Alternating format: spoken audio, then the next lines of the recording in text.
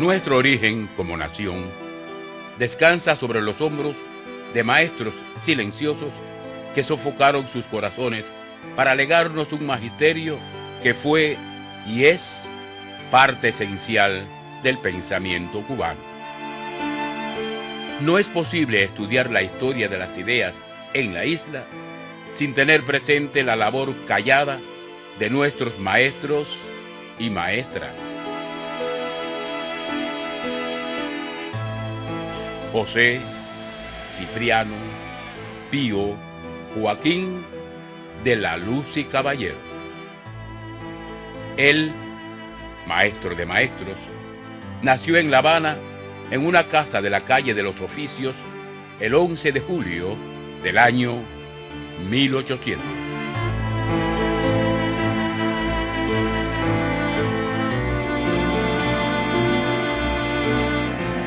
Si nosotros fuéramos a analizar el pensamiento de Luz, es muy amplio. Tiene escritos filosóficos muy importantes y otros de carácter científico, porque era un científico muy importante. Incluso organizaciones internacionales de Inglaterra y Francia quisieron hacerlos miembros de sus academias por la sabiduría y además cualidades que revestían esta personalidad, yo diría, importante en la historia del pensamiento cubano.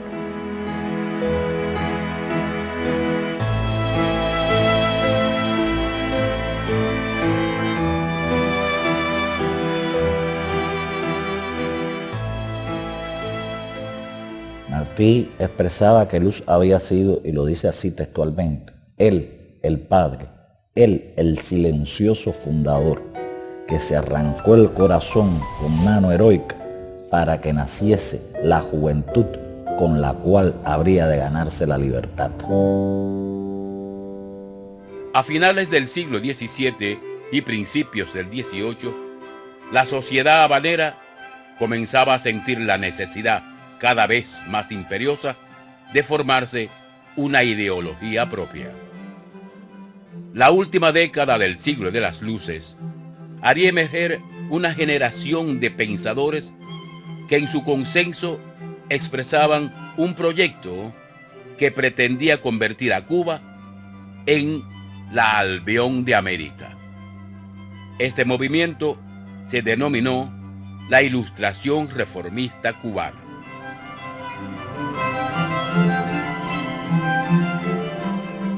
Pudiéramos decir que en este periodo hay una generación que es la llamada generación de 1792, que está integrada por figuras importantes. Entre ellos está Francisco de Arango y Parreño, que es el economista por excelencia de la época, Tomás Romay y Aloy, que se dedica a las ciencias y sobre todo a las ciencias médicas. Por otra parte está el presbítero José Agustín Caballero y Rodríguez de la Barrera, que es quien comienza la reforma del pensamiento cubano, filosófico e incluso educativo.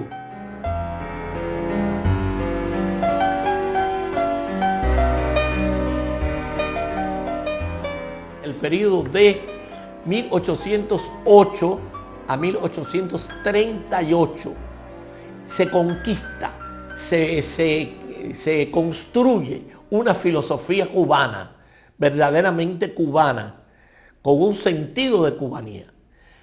Y en ese periodo, por supuesto, están las figuras de Félix Varela y Morales, y está la figura de José de la Luz y Caballero, y que Luz fue en la última etapa de sus estudios discípulo del seminario de San Carlos y por lo tanto discípulo de Varela, por lo menos en la cátedra de Constitución que Varela pues desarrolló y es muy importante.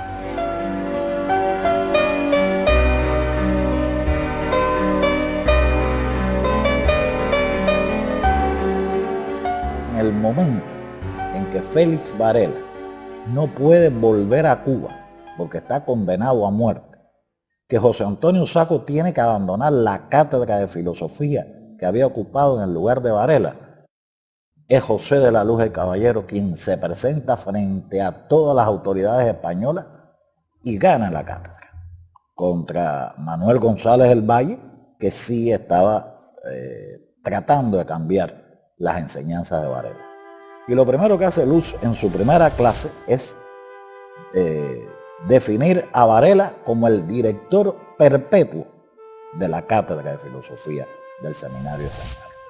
Ahí empieza la historia pedagógica de Luz.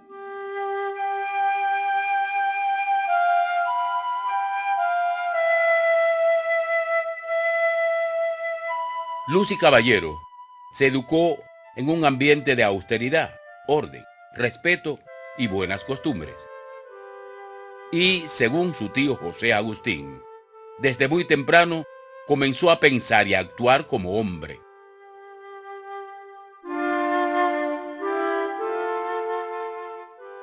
Después de que desistió de los estudios religiosos en 1821 por razones filosóficas, comenzó a alejarse del seno de la iglesia.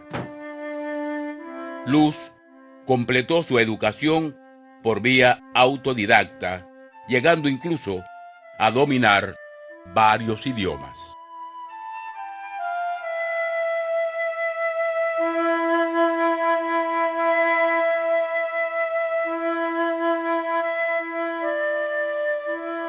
En 1828, Luz hace un recorrido que va a ser trascendental para entender la calidad y la profundidad de la educación cubana y el nacimiento de toda una escuela pedagógica, aunque no se define como tal. Ese recorrido lleva a Luz a visitar las principales escuelas de Filadelfia, de Madrid, de Londres, a reunirse en Escocia para conocer la escuela escocesa de Scott, a París, donde se reúne con Cuvier y con todos los grandes científicos y maestros franceses, y Alemania e Italia. Cuando Luz llega, propone crear el Instituto Cubano. Y llamo la atención, ya aquí hay un apellido. Un Instituto Cubano. Que era un famoso instituto politécnico para las capas medias y pobres de la población, y tenía junto una escuela normal. En Luz está muy claro, y hay una sentencia del que dice: ni en la sustancia ni en el modo se puede establecer un plan de estudio para Cuba como se establecería para Berlín o para Londres. Quiere decir que Cuba, independientemente de que se beban de esas teorías que venían de Francia o venían de Alemania, no podía copiarlas mecánicamente.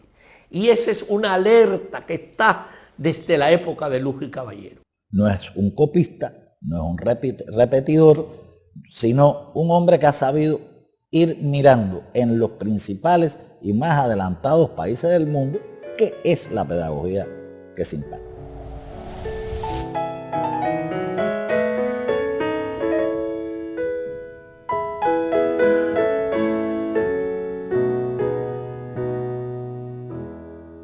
A su llegada de Europa, ocurrida en septiembre de 1831, Luz es nombrado socio de número de la Sociedad Económica de Amigos del País.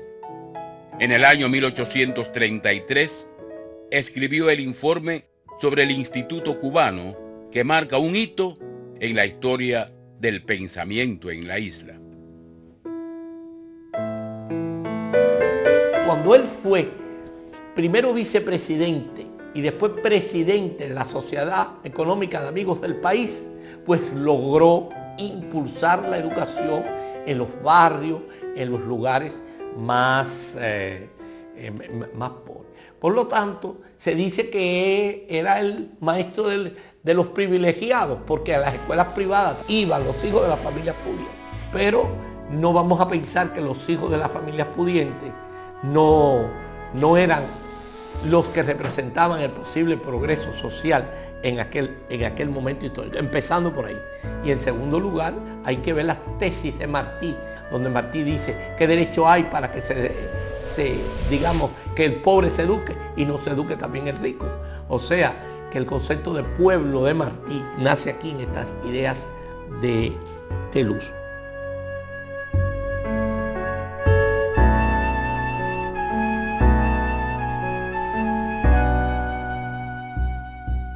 En los años posteriores, fundaría los colegios de San Cristóbal de La Habana, conocido popularmente por Carraguao, y El Salvador, en la barriada del Cerro. Luz se propuso reformar la enseñanza de abajo para arriba, teniendo como requisito fundamental el aumento de la calidad de la educación y el desarrollo del espíritu de investigación desde las edades tempranas. Esta revolución pedagógica fue reconocida como la reforma lucista de la enseñanza. El paso de Luz como director y maestro de estos colegios significó la elevación de la educación a un prestigio nunca antes alcanzado hasta el momento en Cuba. Posteriormente podemos hablar de 1838 a 1842.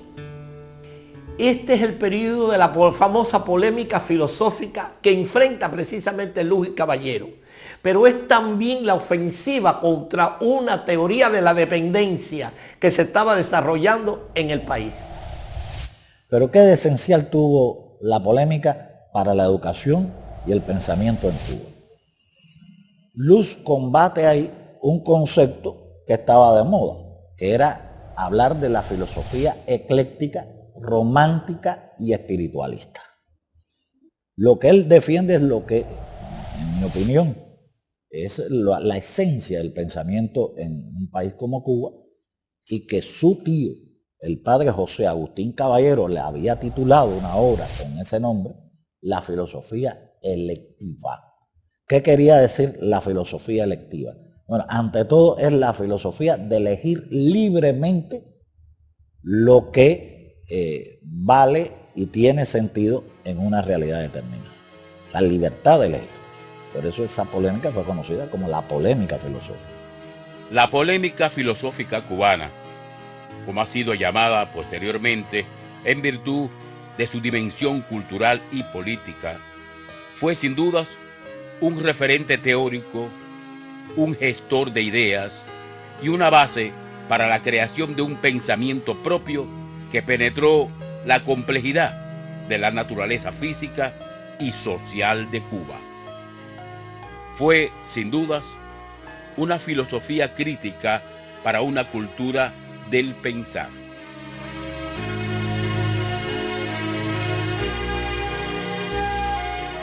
Luz lo abandonó todo por el concepto de educación, por considerar que la educación era la vía que tenía la sociedad y la cultura de poner al hombre a la altura de su tiempo. Y sigue siendo eso una realidad para nosotros. Y es el primero en el pensamiento cubano que habla de la pedagogía como una ciencia de la enseñanza. Él va a hacer una pedagogía nueva, exclusivamente para el niño cubano, del cual, por supuesto, pueden sacarse otras enseñanzas que sirvieron para el niño latinoamericano. Y va a introducir, a partir de ahí, un modo de enseñanza, una educación que va a dar como resultado, o que tiene como objetivo, lograr crear una nueva sociedad a partir de que los hombres tengan otra formación, otra educación. En su colegio El Salvador, Luz permanecía como símbolo, como estandarte de la cubanidad, al cual acudían los que sentían latir en el futuro un mundo diferente, y sabían que eran los niños y jóvenes de entonces los que habrían de llegar a él. Nadie mejor podría enseñarles el camino. El maestro Luz y Caballero.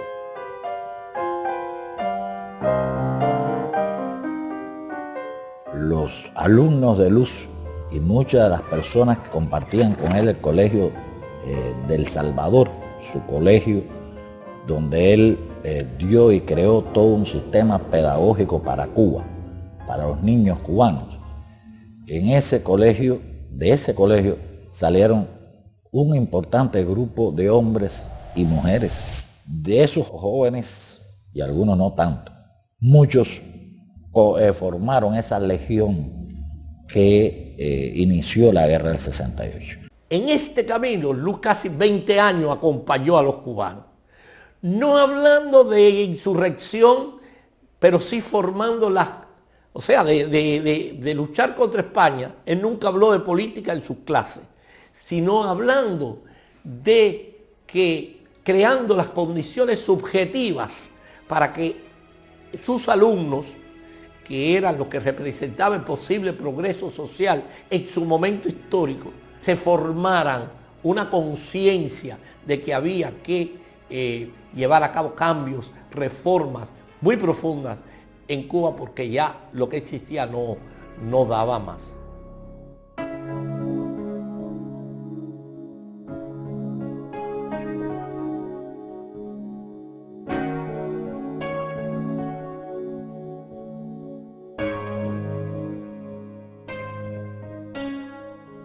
Estudiaron con Luz Pedro Perucho Figueredo, el banjamés que hace nuestro himno nacional, Francisco Vicente Aguilera, el iniciador de nuestra guerra, de la conspiración por la guerra de independencia, Ignacio Agramonte, cuyo padre lo envía tiernamente al cuidado de Luz, y otros tantos. Pero me gustaría decir algo que es importante. Nuestra primera constitución, la constitución del Guáimaro en el 69, está escrita por dos alumnos de José de la Luz y Caballero, Ignacio Agramonte y Ramón Zambrana.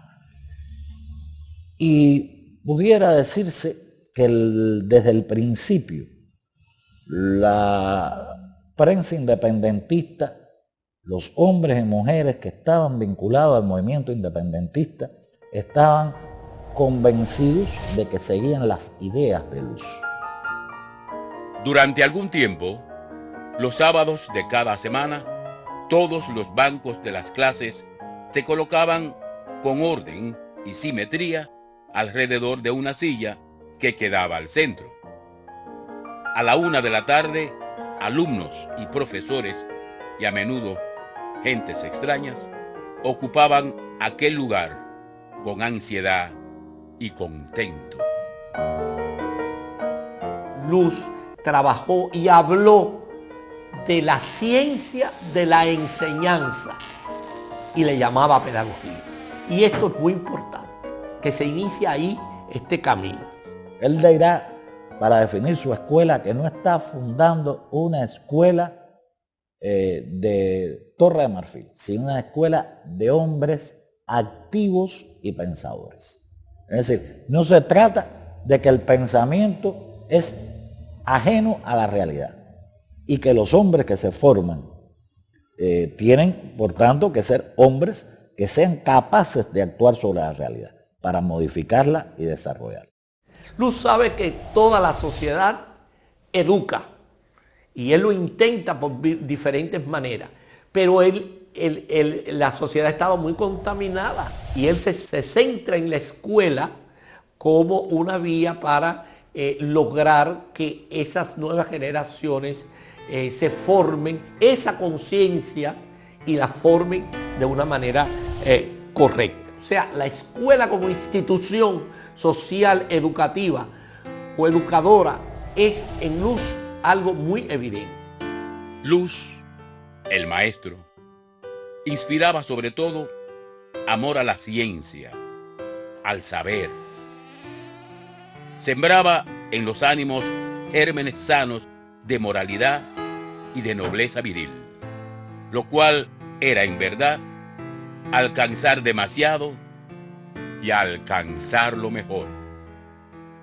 Luz es uno de los primeros que nos enseña a trazar los objetivos de la enseñanza.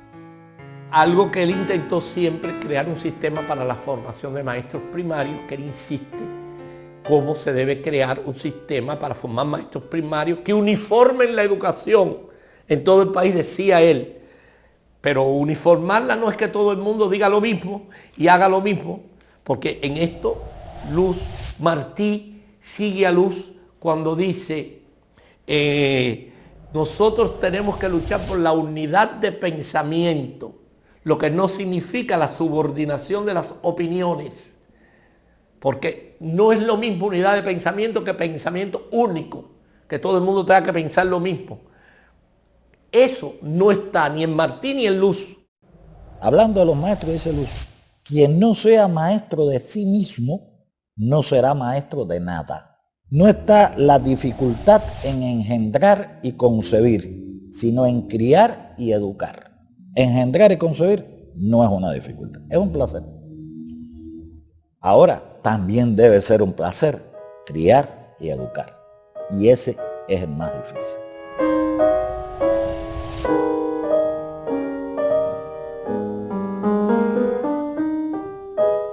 En su testamento pedagógico, el maestro expresaba: así como el pintor, el poeta y el escultor hacen nacer en medio de una inspiración divina multitud de seres que eternamente veremos moverse y agitarse porque se hayan dotado de una verdadera vida, así también el educador crea nuevos seres. Los hace hombres, les infunde vida del espíritu y les inspira los invariables y verdaderos principios de su existencia. Principios que han de ser tanto más grandes cuanto que, conforme a ellos, han de realizarse muchas esperanzas allí cifradas por su patria y su familia.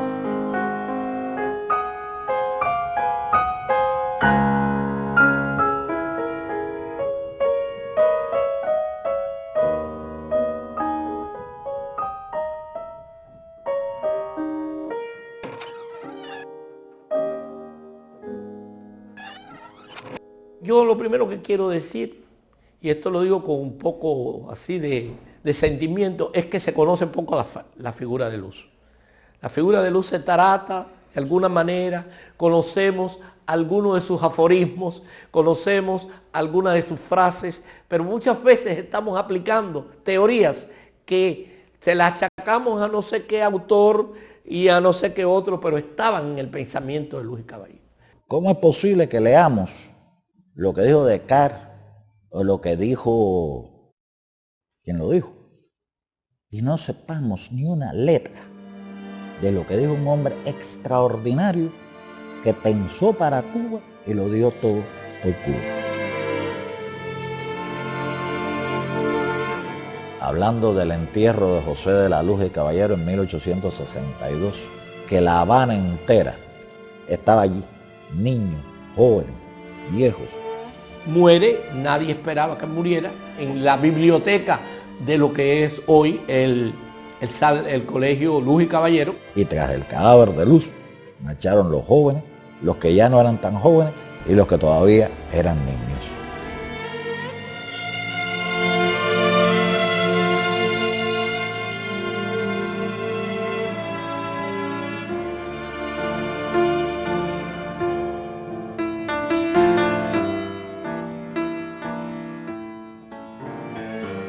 No podemos obviar el pensamiento de Luz y Caballero, que aunque se produjo en la primera mitad del siglo XIX, hay muchas cosas que tuvieron vigencia en el siglo XX y siguieron teniendo vigencia en la actualidad.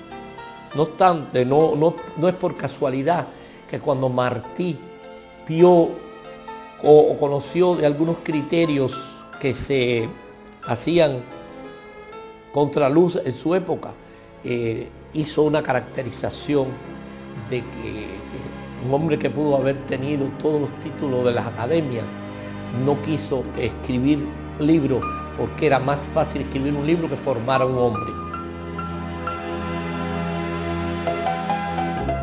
Los ecos del pensamiento de Luz se encuentran en nuestros días. Hoy, con más fuerza y pasión que nunca. En toda su existencia nos legó la marca del decoro y la dignidad patriótica, su cubanismo firme, sus grandezas de dimensión universal. Él, el maestro, el silencioso fundador, nos pertenece.